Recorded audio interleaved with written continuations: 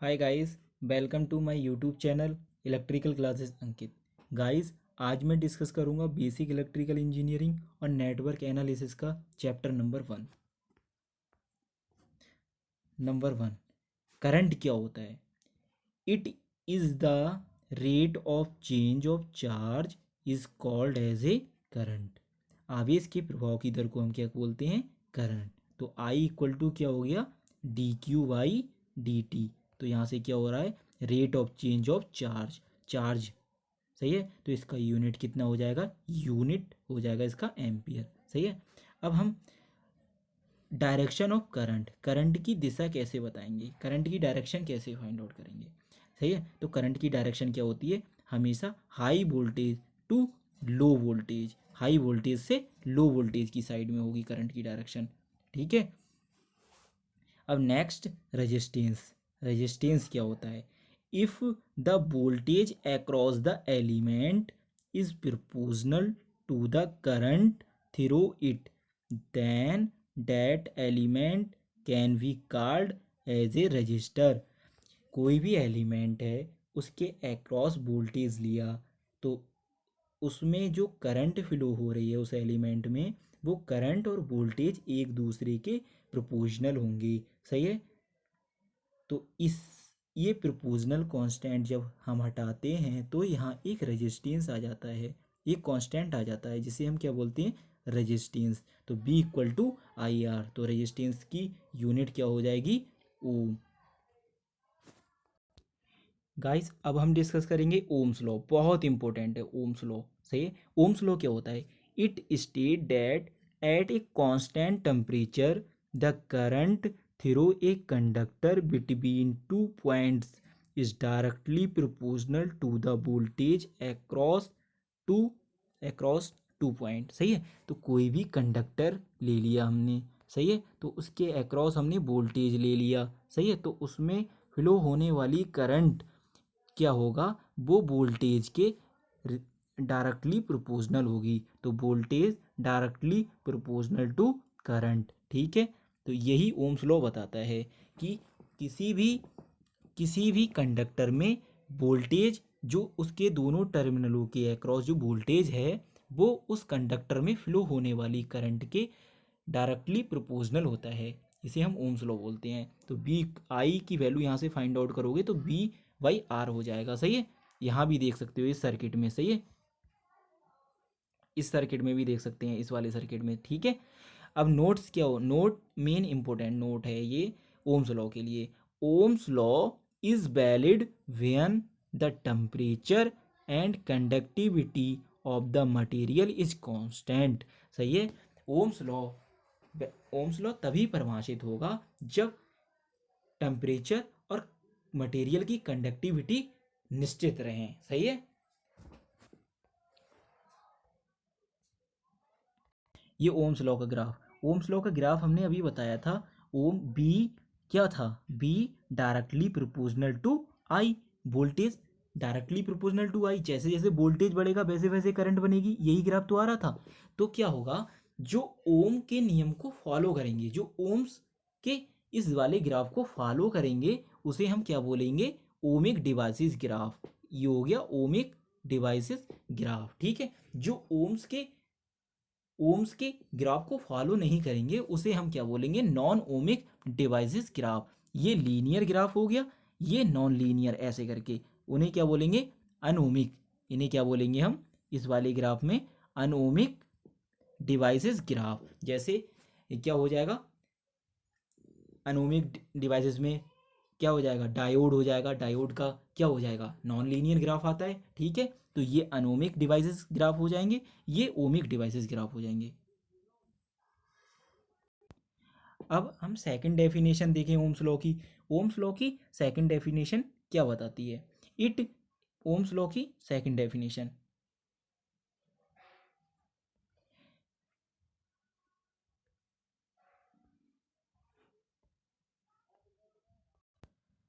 It state that at constant temperature current density is directly proportional to electric field intensity.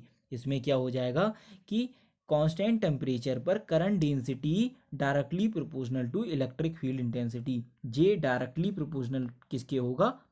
Electric field intensity के। तो ये Ohm's law का, Ohm's law दूसरे वर्डों में हम ये भी बोल सकते हैं कि जो करंट डेंसिटी है वो डायरेक्टली प्रोपोर्शनल टू हो जाएगा electric field intensity at constant temperature.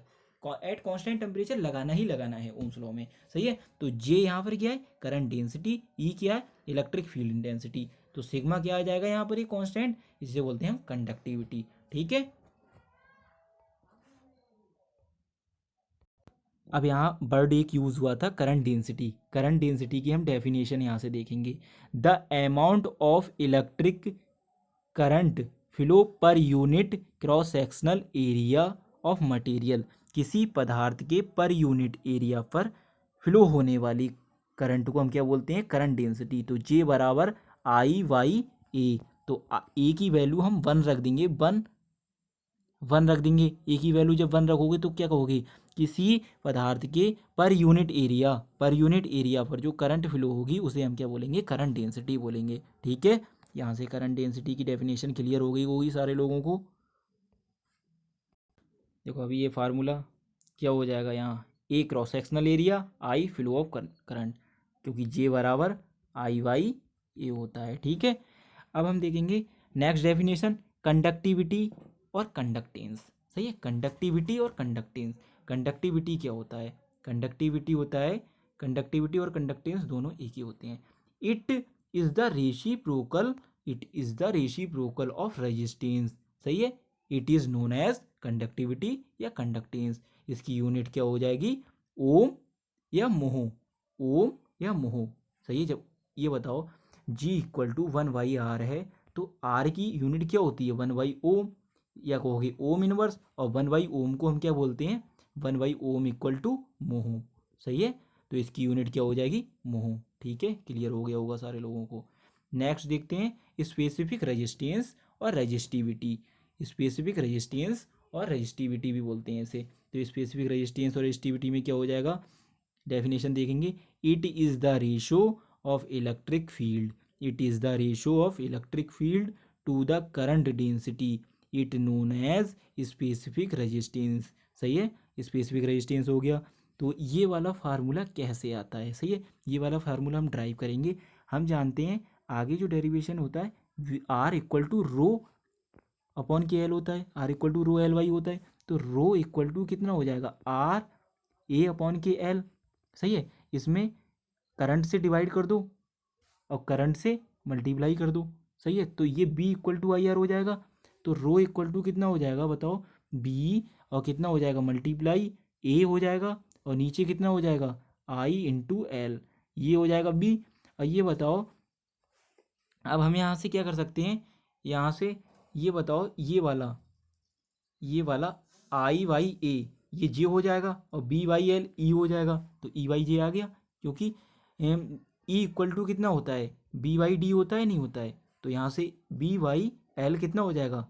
ई हो जाएगा। और यहाँ से आई वाई ए कितना हो जाएगा? जे, क्योंकि जे बराबर आई वाई होता है। अब ये बताओ इसकी यूनिट भी तो फाइंड आउट कर सकते हैं स्पेसिफिक रेजिस्टेंस की। स्पेसिफिक रेजिस्टेंस की हम यूनिट कैसे? R equal to rho L by A हो जाएगा। सही है। अब ये बताओ रो की वैल्यू हमें फाइंड आउट करनी है, तो कितना हो जाएगा? R multiply A Y L. अब ये बताओ आर की यूनिट कितनी होती है? ओम। और एरिया की यूनिट कितनी होती है? Metre square. और मीटर, तो मीटर से मीटर कट जाएगा तो 1 मीटर हो जाएगा यहाँ। सही है। तो कितनी हो जाएगी? ओम इंटू मीटर आ जाएगी यूनिट। ठीक है। तो स्पेसिफिक रेजिस्टेंस और रेजिस्टिविटी एक ही होते हैं। तो ये डेफिनेशन भी क्लियर हो गई होगी, और इसका जो यूनिट है वो भी क्लियर हो गया होगा। गाइस अब हम डिस्कस करेंगे स्पेसिफिक कंडक्टिविटी और कंडक्टेंस। स्पेसिफिक कंडक्टिविटी और कंडक्टेंस क्या होता है? It is the reciprocal of resistivity. It is the, अभी हमने रेजिस्टिविटी पढ़ा था रो, तो it is the reciprocal of resistivity. Unit कितनी हो जाएगी इसकी? ओम इंटू मीटर था। रो की हमने यूनिट अभी निकाली थी, कितनी थी? रो इक्वल टू कितना था? ओम। रो की यूनिट कितनी थी? ओम इंटू मीटर था। रो की यूनिट अभी हमने निकाली थी। रो की यूनिट कितनी थी? रो बराबर ओम इंटू मीटर थी, ओम इंटू मीटर थी, तो इसका इन्वर्स हो जाएगा। तो किसकी हो जाएगी, स्पेसिफिक कंडक्टिविटी और कंडक्टेंस की यूनिट कितनी हो जाएगी, ओम इंटू मीटर इन्वर्स। तो क्या होता है स्पेसिफिक कंडक्टिविटी या कंडक्टेंस क्या होता है, it is the reciprocal of resistivity. मतलब क्या करेंगे, स्पेसिफिक रेजिस्टिविटी स्पेसिफिक कंडक्टिविटी को क्या कहेंगे, स्पेसिफिक वो रेजिस्टिविटी के व्युत्क्रमानुपाती को हम क्या बोलते हैं, स्पेसिफिक कंडक्टिविटी, ठीक है, या कंडक्टेंस। अब नेक्स्ट,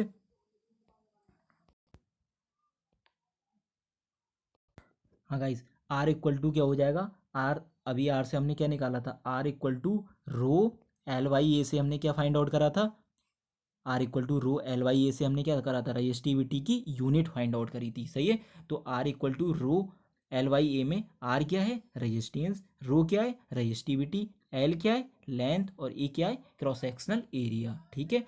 तो आप लोगों को ये भी क्लियर हो गया होगा स्पेसिफिक कंडक्टिविटी और कंडक्टेंस की डेफिनेशन क्या होता है, रेसिप्रोकल होता है, व्युत्क्रमानुपाती होता है रेजिस्टिविटी का, ठीक है, रेजिस्टिविटी का व्युत्क्रमानुपाती होता है, ठीक है। R equal to rho L Y, ये फार्मूला भी याद हो गया होगा।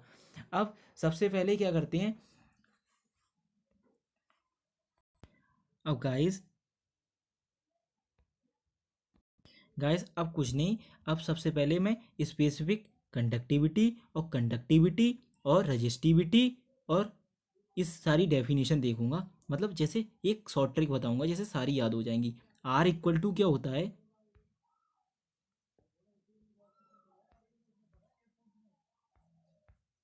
आर इक्वल टू क्या होता है, आर इक्वल टू क्या होता है, R equal to rho L Y ये होता है, सही है, सबको पता है। अब ये आर यहाँ पर रजिस्टेंस है, रो क्या है, रजिस्टिविटी हो गई, सही है, ये दोनों क्लियर हो गई। तो यहाँ हम क्या कर देंगे, one by R equal to कितना हो जाएगा, वन बाई रो, ये रो एन ऐसे ही रहने दो, रो रो को ऐसे ही रहने दो, तो ये कितना हो जाएगा, एल वाई ए हो जाएगा, सही है।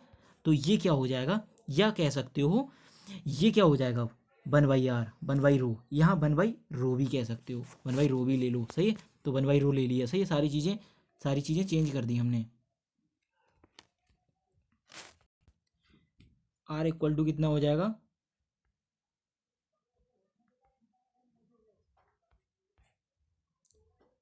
आर इक्वल टू कितना हो जाएगा, R equal to rho L by A, ठीक है, R equal to rho L by A, और one by R equal to कितना हो जाएगा, वन बाई रो, और कितना हो जाएगा, ए बाई एल। अब यहाँ क्या था, ये रेजिस्टेंस था, तो इसका रेसिप्रोकल क्या हो जाएगा, ये क्या हो जाएगा, कंडक्टिविटी, ठीक है, ये कंडक्टिविटी, ये क्या हो जाएगा, स्पेसिफिक रेजिस्टेंस, सही है, याद करने के लिए बता रहा हूँ, ये स्पेसिफिक रेजिस्टेंस, और ये क्या था, कंडक्टिविटी, तो इसे क्या बोलेंगे हम, स्पेसिफिक कंडक्टिविटी, ठीक है। ये शॉर्ट ट्रिक है, R equal to rho L by A से आर क्या है, रेजिस्टेंस, और रो क्या है, स्पेसिफिक रेजिस्टेंस या रेजिस्टिविटी भी बोल सकते हैं, रो को क्या बोलते हैं, स्पेसिफिक रेजिस्टेंस और रेजिस्टिविटी भी बोलते हैं। तो यहाँ पर वन बाई आर क्या हो जाएगा, कंडक्टेंस, कंडक्टिविटी, कंडक्टेंस या कंडक्टिविटी, और ये वन बाई रो कितना हो जाएगा, कंडक्टिविटी या कंडक्टेंस, स्पेसिफिक कंडक्टिविटी या स्पेसिफिक कंडक्टेंस, ठीक है। ये शॉर्ट ट्रिक थी जो मैं बताना चाह रहा था तुम लोगों को। गाइस अब डिस्कस करेंगे कैपेसिटर क्या होता है, कैपेसिटर क्या होता है, सही है। It the terminal voltage is directly proportional to the integral of current with respect to time, then the element is called as a capacitor, सही है। जो टर्मिनल कोई भी एलिमेंट है उसका जो टर्मिनल वोल्टेज है वो integration of current with respect to time के प्रोपोर्शनल होता है, सही है। तो रेजिस्टेंस में क्या कह रहे थे, सीधे करंट का क्या था, प्रोपोर्शनल था, तो इसमें क्या है, कोई भी एलिमेंट है, सही है, तो उसके अक्रॉस हमने वोल्टेज निकाला, तो वोल्टेज क्या होगा, जो करंट होगी उसका इंटीग्रल होगा विद रिस्पेक्ट टू टाइम, सही है। इस एलिमेंट को हम क्या बोलेंगे कैपेसिटर। कैपेसिटर क्या होता है, एनर्जी स्टोरिंग डिवाइसेस होता है, कैपेसिटर क्या होता है, एनर्जी स्टोरिंग डिवाइसेस होता है, it is energy storing devices होता है, सही है। सी यहाँ क्या है, कैपेसिटर, तो यहाँ एक प्रोपोर्शनल हो जाता है वन बाई सी, तो B equal to one by C I into D T, सही है, आई इंटू डी टी। तो आई अगर हमें वोल्टेज निकालना है कैपेसिटर के अक्रॉस तो 1/CI/dt, और करंट निकालनी है तो C/dV/dt। ठीक है, ये क्लियर हो गया होगा सारे लोगों को अब कि कैपेसिटर क्या है। Capacitor is a energy storing devices. ठीक है गाइस, अब लास्ट टॉपिक एक डिस्कस कर ले रहे हैं, इंडक्टर क्या होता है। सही है, जैसे कैपेसिटर था वैसे ही इंडक्टर होता है। इंडक्टर क्या होता है, इट द टर्मिनल वोल्टेज। सही है, जैसे एलिमेंट हमने रेजिस्टेंस में एलिमेंट का लिया था, और इंडक्टर में कैपेसिटर में भी एलिमेंट का लिया था हमने, और इंडक्टर में भी एलिमेंट का ले रहे हैं। Definition, it the terminal voltage across an element is directly proportional to the deviation of I with respect to time, then that element is called as a inductor। सही है, तो क्या बोलेंगे कि कोई भी एलिमेंट है, कोई भी एलिमेंट है, कोई भी एलिमेंट ले लिया हमने, एलिमेंट ले लिया है, कंडक्टर ले लिया, एलिमेंट ले लिया, तो एलिमेंट ले लिया तो उसके अक्रॉस जो वोल्टेज है वो डायरेक्टली प्रोपोर्शनल क्या होगा, rate of change of current. सही है, या डेरिवेटिव ऑफ करंट। सही है, यहाँ डेविएशन लिख गया, डेरिवेटिव ऑफ करंट के प्रोपोर्शनल होता है। जब यहाँ एक प्रोपोर्शनल कांस्टेंट ले लेते हैं, जब हम लोग एक प्रोपोर्शनल कांस्टेंट लेते हैं तो प्रोपोर्शनल कांस्टेंट यहाँ एल हो जाता है, जिसे हम इंडक्टर बोलते हैं। तो हमें जब कहीं भी हमें इंडक्टर के अक्रॉस हमें क्या निकालना हो, इंडक्टर के अक्रॉस अगर हमें वोल्टेज निकालना है तो हम क्या रखेंगे, L/di/dt, ये इंडक्टर के अक्रॉस वोल्टेज होगा। तो इंडक्टर क्या हो जाएगा, इट इज़ द किसी भी टर्मिनल या किसी भी मतलब किसी भी एलिमेंट, कोई भी एलिमेंट है उसके टर्मिनलों के बीच हम जब वोल्टेज निकालेंगे तो वो किसके प्रोपोर्शनल होता है, उसकी जो रेट ऑफ चेंज या डेरिवेटिव ऑफ करंट के प्रोपोर्शनल होता है। सही है, यहाँ प्रोपोर्शनल कांस्टेंट एल आ जाता है, जिसे हम क्या बोलते हैं, इंडक्टर। तो B=L/di/dt होती है। इंडक्टर की यूनिट क्या होती है, इंडक्टर की यूनिट एल बराबर क्या होता है, हेनरी। सही है, इंडक्टर की यूनिट होती है हेनरी। सही है, इंडक्टर की यूनिट क्या होती है, इंडक्टर की यूनिट होती है हेनरी। सही है गाइस, इंडक्टर की यूनिट क्या लिख देंगे हम, हेनरी। सही है, और कैपेसिटेंस की यूनिट क्या होती है, कैपेसिटेंस की होती है फैरड। सही है, या माइक्रो फैरड। तो 1 फैरड बराबर 10⁻⁻6 फैरड। सही है, माइक्रो फैरड होती है। सही है, कैपेसिटर की। तो ये इंडक्टर और कैपेसिटर था।